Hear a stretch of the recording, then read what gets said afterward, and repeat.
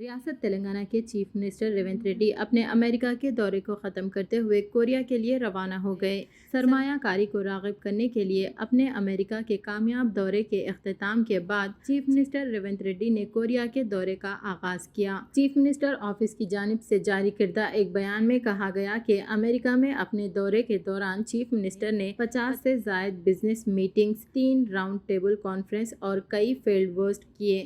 C M O کا کہنا ہے کہ انہوں نے 19 سرمایہ کاری کے معاہدوں کو انجام دیا، جس میں ریاست کے لیے کل 31,500 کروڑ کی سرمایہ کاری اور 30,750 نئی ملازمتیں ہیں۔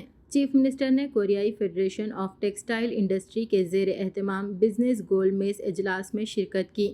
سی ایم نے کہا کہ ان کی team Warangal mega textile park میں کوریائی ٹیکسٹائل کمپنیوں کی سرمایہ کاری کے بارے میں بات کر رہی ہے۔